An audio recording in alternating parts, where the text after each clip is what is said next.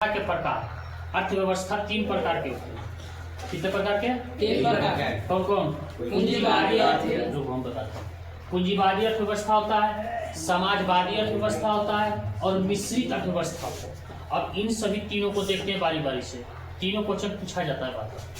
तो पहला क्वेश्चन है पूंजीवादी अर्थव्यवस्था। कौन अर्थव्यवस्था? पूंजीवादी। जब उत्पादन के चार सभी कारकों का अधिकार किसी निजी व्यक्ति का, कोई निजी मतलब कोई प्राइवेट जिसको कहते हैं, किसी निजी व्यक्ति का अधिकार हो, उसी को हम कहते हैं पूंजीवादी अर्थव्यवस्था। जैसा कि हमने परिभाषा लिख दिया है, जब उत्पादन के चार सभी कारकों का अधिकार किसी निजी व्यक्ति के पास हो, उसे हम कहते हैं पूंजीवादी अर्थव्यवस्था। पूंजीवादी अर्थव्यवस्था के अंतर्गत जो देश आता है वो है जापान, चाइना, अमेरिका, सिंगापुर और कई सारे देश आते हैं।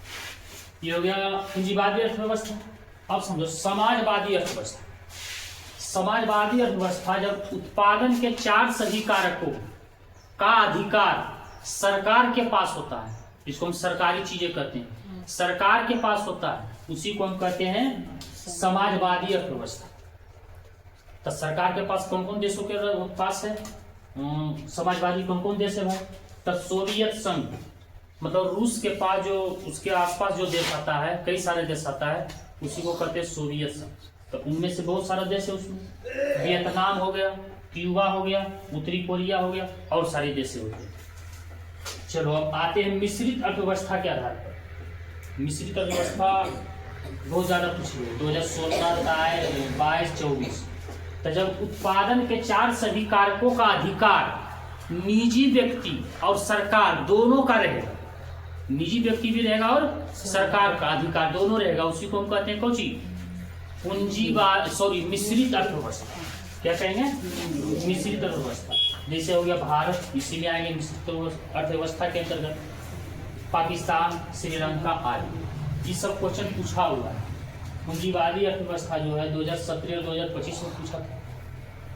समाजवादी 2025 में पूछा है, पिछला साल। मिश्रित जो है 2016, 22 और 2024 में पूछा। अच्छा एक चीज बताओ तो, यदि हमारा भारत जो है ये तो खाली समाजवादी रहता, ये तो खाली पूंजीवादी रहता, तो क्या होता? समाजवादी की है कि सब निजी व्यक्ति के पास चला जाता है, दाम जो है एकदम हाई फाई सब कुछ के कर देता है। मान लो ट्रेन जो है कर देगा कोई चीज प्राइवेट, तो सरकार नहीं, जो निजी व्यक्ति चलाएगा दाम एकदम हाई कर देगा। जैसे जाना है क्यू से हमको पटना, तो किराया होना चाहिए मान लो मोटा मोटी 50 रुपये, तो कर देगा 450 रुपये। कोई बोलेगा? नहीं बोलेगा। अच्छा समाजवादी है, मतलब सरकार सभी को अपने हाथों में रखती है, तो सरकारी कामों को सब लोग जानता है कैसा काम करता है, व्यवहार करता है। लोग ले लगा वहाँ पहाड़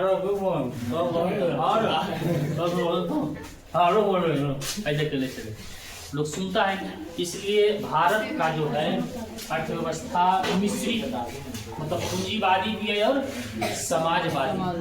क्या बात समझ में आया?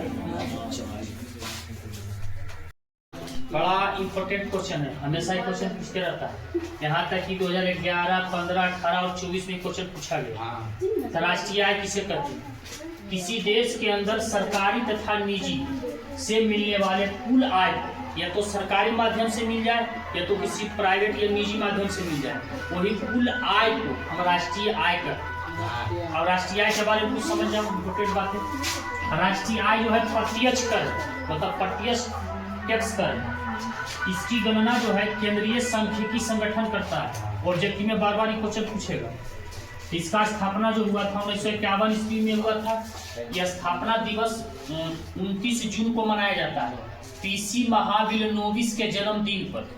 किसके जन्मदिन पर? पीसी महाविलनोविस के जन्मदिन पर। केंद्रीय राष्ट्रीय आय का गणना सबसे पहले दादा भाई नौरोजी ने सन 1868 ईस्वी में किया था। उस समय बताया था भारत का राष्ट्रीय आय जो है 20 रुपया।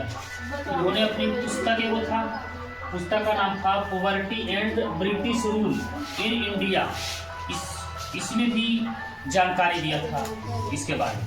ठीक है।